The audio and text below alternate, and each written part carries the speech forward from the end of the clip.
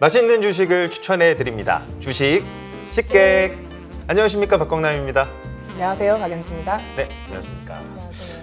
식사 메뉴죠. 메인 디쉬를 바로 소개를 좀 해야 될 것 같은데 굉장히 뜨겁기도 했다가 네. 막 차갑기도 했다가 그쵸. 막 그러는 네. 변동이 굉장히 큰 음식입니다. 오늘 소개해 주실 내용 어떤 건가요?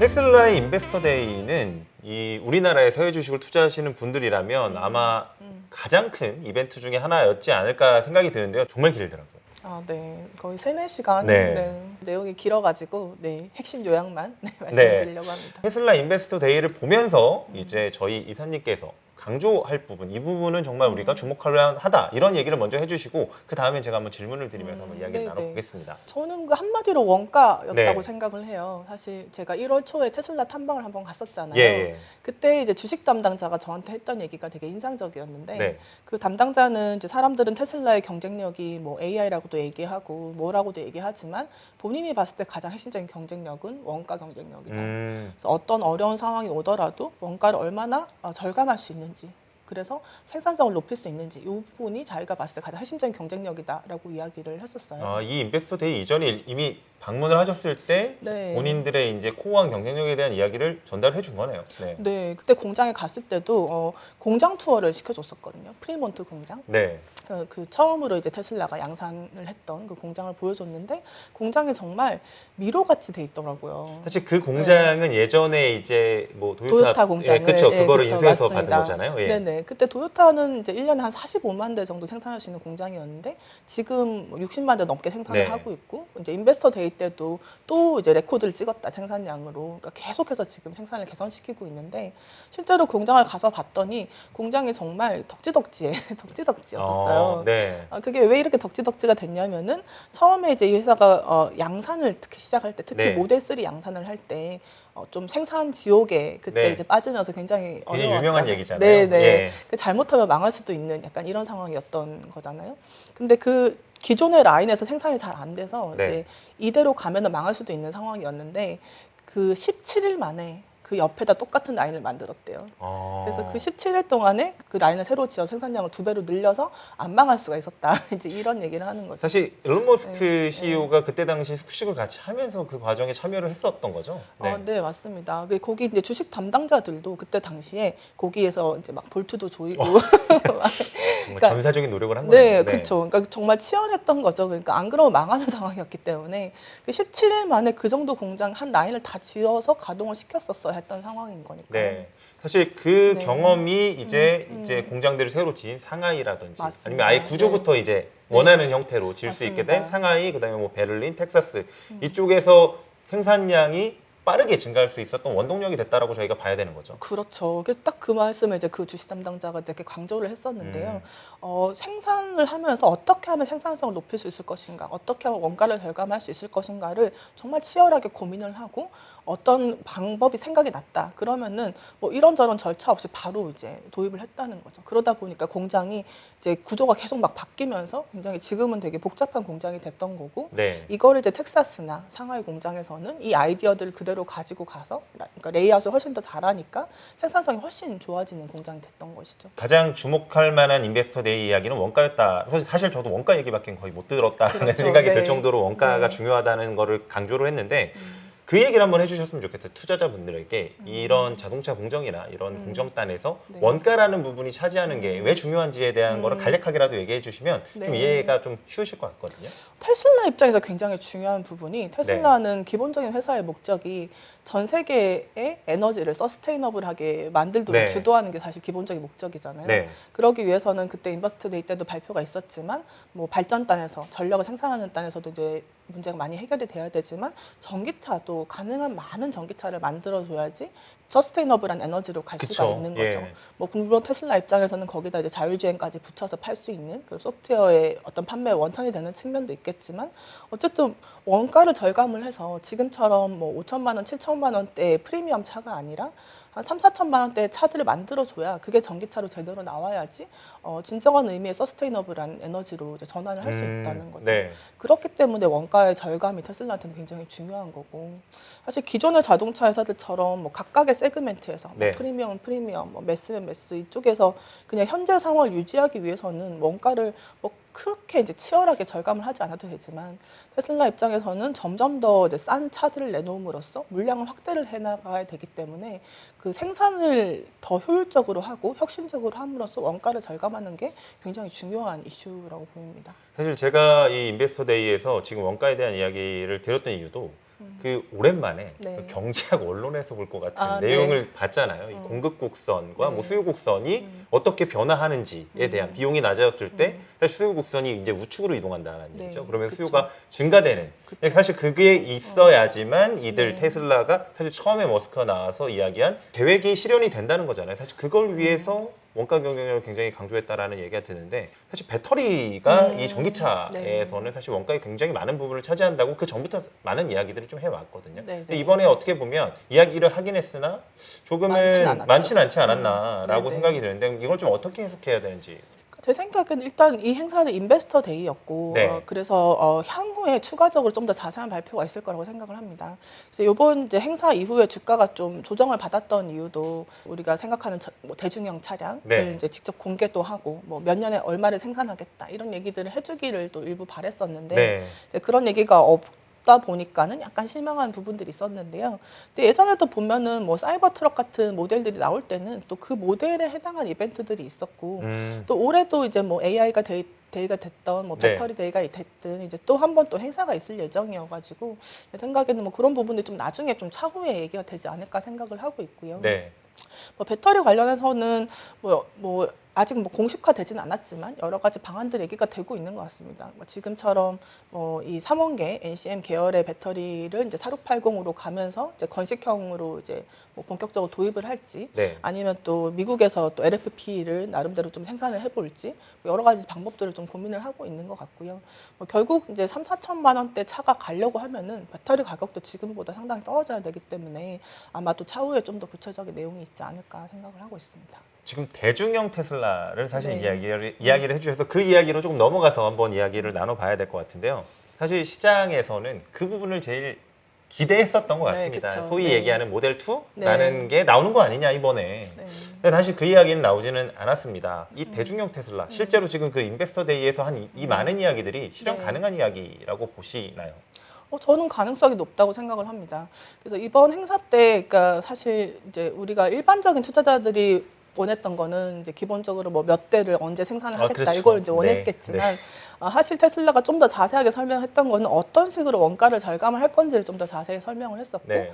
예를 들어서 이제 자동차를 조립을 할 때 네. 조립을 훨씬 더 효율적으로 할 수 있는 방법 이런 것들을 이제 도입을 하겠다라고 네. 얘기를 했거든요. 그래서 보통 이제 자동차를 조립을 할 때 자동차를 이제 다 조립을 하고 문도 다 붙이고 도색도 다 하고 그 다음에 다시 문을 떼고 그 안에 이제 인테리어라든지 여러 부품들을 넣는다는 거죠. 네. 그러면 한 차에 보통 뭐 몇 명만 붙어서 작업을 할 수가 있으니까 한꺼번에 작업을 할 수가 없는데 이번에는 아예 모든 공정을 다 모듈화해서 각각의 부품들을 다 완성을 시키고 각 부문별로 네. 도색도 다 하고 마지막에 한 번만 어셈블리를 한다는 거예요. 그러니까요. 네, 저도 네. 깜짝 놀랐거든요. 그러니까요. 예. 그런 생각을 하다니, 그렇죠. 네, 그러니까 그런 것들이 이제 예전에 테슬라가 했던 그런 이제 기가 캐스팅 같은 어떤 생산 혁신의 이제 뭐 일환이라고 생각이 되는데요.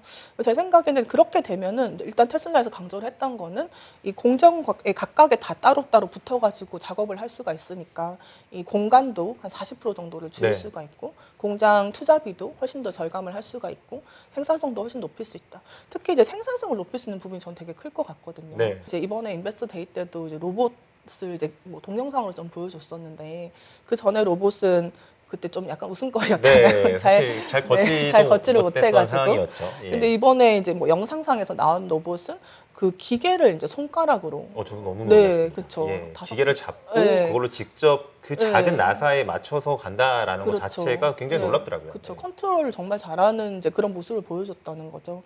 근데 그런 것들을 이제 그렇게 모듈화가 돼버리면은 자동화가 훨씬 쉬워지고 기계화도 되게 쉬워질 거라는 거죠. 근데 그런 걸 통해서 이제 원가 절감을 하겠다라는 이제 그런 내용들을 이제 회사에서 설명을 했었고, 그런 정도로 이제 얘기를 했다는 거는 네. 사실 이미 그렇게 이제 공장에 대해서 생각을 하고 있고 그게 이번에 새로 짓는 멕시코 공장에서는 그렇게 도입이 될 거란 얘기이기 때문에 뭐 상당 부분 저는 가능성이 높다라고 생각합니다. 사실 저도 되게 특이했다라고 본 게 예전에 그 저희 영상 자료에 보면 나오잖아요. 자동차 한 대 길게 내서 거기에 뭐 4명 이렇게 서 있어서 네. 굉장히 넓은 공간을 차지했다고 네. 하면 지금은 이제 굉장히 작은 하나의 부품, 네. 아까 말씀하신 모듈이죠. 모듈 단으로 이제 공정을 만들어 가는 과정. 네. 저는 제 뇌피셜인데 제가 이제 보면서 무슨 생각이 들었냐면 이게 나중에 이 옵티머스라고 하는 테슬라 보옷을 활용한 네. 생산을 염두에 두기 때문에 이런 것들도 네. 이런 형태로 바꾼 게 아닐까? 뭐 이런 생각도 조금은 들더라고요. 저도 뭐 아직 뭐 저희가 확인할 네, 수는 확인할 수 없지만, 있는 없죠. 네. 예. 그 로봇이 이제 뭐 그 차 안에 들어가서 뭘 설치하는 건 아무래도 좀 더 어려울 어렵지 거 아니에요. 않겠습니까? 그렇죠. 예. 근데 이제 그냥 라인에서 그냥 바로 할 수 있는 거는 훨씬 더 쉬울 거기 때문에 그래서 결과적으로는 뭐 그때 이제 영상에서도 많이 나왔지만 이 자동화를 이제 가능한 많이 시키는 방향으로 가려고 하는 거고 그러다 보니까 그런 모듈화를 해서 최종 어셈블리를 하는 그런 것들도 이제 고민하지 않았나 생각이 됩니다. 네. 사실 테슬라가 이 원가에 대한 이야기, 원가를 줄이겠다는 얘기, 뭐 자동화를 하겠다는 얘기를 굉장히 이제 손쉽게 얘기해서 그런 건데 이게 실제 굉장히 어려운 일이라고 봐야 되는 거죠. 일단은 기존 자동차 업체들은 공장을 새로 짓질 않기 때문에 시도하기가 쉽지 않을 것 같아요. 네. 이미 라인이 다 있고 네. 뭐 거기 들어가는 인력들도 다 있고 막 이러다 보니까 그 라인은 사실상 거의 드러내고 다시 라인을 깔아야지 이걸 할 수가 있는 거잖아요. 그러네요. 그 생각은 제가 해보진 않았는데 생각해보니까 기존의 자동차 업체들은 네. 공장이 신규로 늘어나지는 않는 거네요. 그렇죠. 그러니까 이제 새로운 기술이 있다고 하더라도 기존 라인이 이미 다 감가상각이 끝나 있을 텐데 여기다 다시 재투자를 해야 되는 상황이 되는 거죠. 그 기존 어떤 인력이나 뭐 그런 문제들도 있을 것이고, 그러니까 그런 시도를 하기가 좀 어려운 부분도 있고, 기술적으로도 뭐 테슬라가 이번에 뭐 사이버 트럭 같은 데서도 이제 도입이 되는 그런 네. 기술들을 보면은, 그러니까 엔지니어링 기술이 정말 뛰어나다고 생각이 되거든요. 뭐 기가 캐스팅도 그렇지만 사이버 트럭도 이제 프레임을 그냥 없애고 네. 이제 바디랑 프레임을 합친 형태로 가는 거잖아요.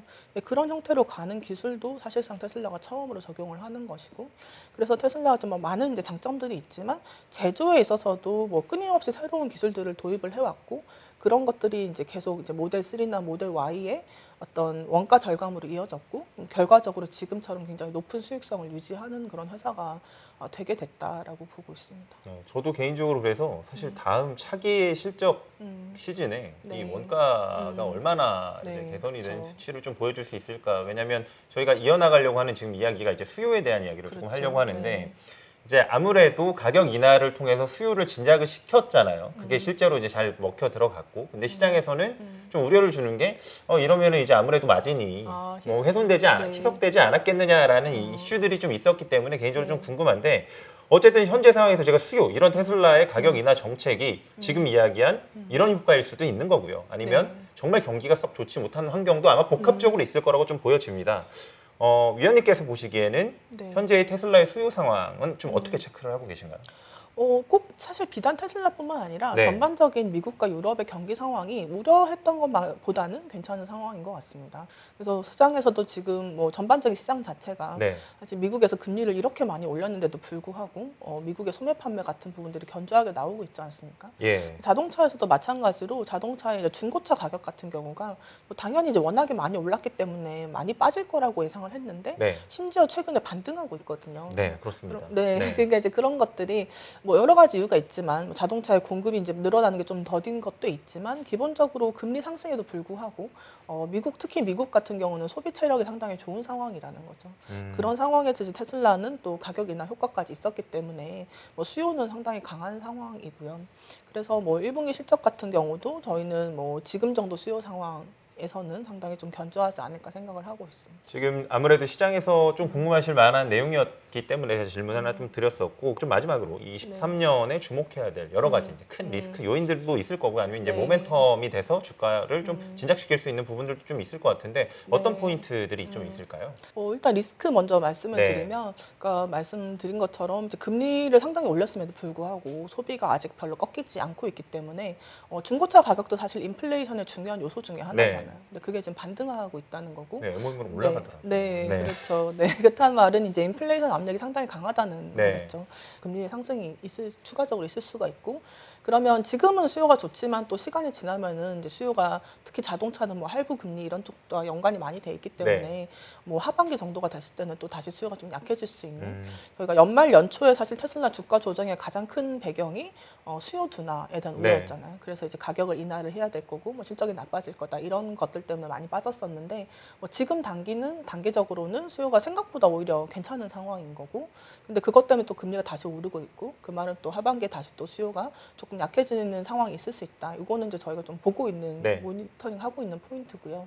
다만 이제 연말 연초랑 비교했을 때는 저희가 하반기로 가게 되면 그때 연말 연초로 저희 돌아보면은 근데 테슬라가 20% 가까이 가격을 인하를 해도 매출 총이익률 20% 이상을 유지할 것이다라고 얘기를 할 정도로 네. 이 원가에 대해서 굉장히 강한 자신감을 표현을 했었다는 거죠. 그래서 이제 올해 하반기에 또 다시 만약에 그런 수요 둔화 시그널이 나오더라도 상대적으로 테슬라는 훨씬 더 강한, 그러니까 원가 측면에서 훨씬 더 강한 실적 체력이 있을 거다라고 생각을 하는 거고요.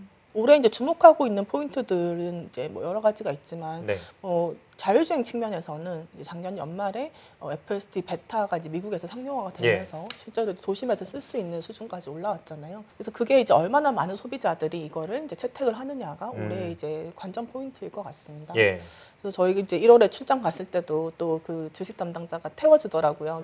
어떠셨어요? 네. 그러니까 거의 웬만한 길에서는 별다른 문제는 없었어요. 음. 약간 중간에 살짝 흔들리긴 했었는데, 그래서 제가 느끼기에는 저희가 옛날에 그 고속도로 자율주행 같은 거, 예. 이제 지금은 사람들이 꽤 많이 쓰지만 그 고속도로 자율주행이라고 왜 고속도로 타면은 앞에 차 따라가지고 뭐 사람이 물론 봐줘야 되니까 레벨 2기는 하지만 그런 이제 자율주행 옵션이 있잖아요. 예. 그걸 지금 꽤 많은 사람들이 사용을 하고 있는데 그것도 처음에 나왔을 때는 소비자들이 걱정이 돼서 많이 못했을 것 그렇죠. 같아요. 네. 이걸 어떻게 믿냐. 근데 이제 막상 해보니까 뭐 크게 문제가 없고 편하고 하니까 채택률이 올라갔던 건데, 도심 자율주행은 사실 고속도로 자율주행보다 훨씬 더 이제 난이도가 높은 거기 때문에, 그래서 지금 단계에서는 조금 더 이제 소비자들의 신뢰를 확보하는 과정이 있어야 될 것 같아요.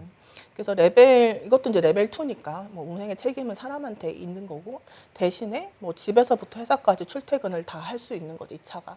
물론 저희는 모니터링을 해주고 문제가 생기면 개입을 해야 되지만 뭐 대부분의 길에서는 개입을 안 해도 되는 이제 그런 이제 서비스에 대해서 얼마 정도나 이제 사람들이 이 기술에 대한 어떤 신뢰성을 가질 수 있느냐.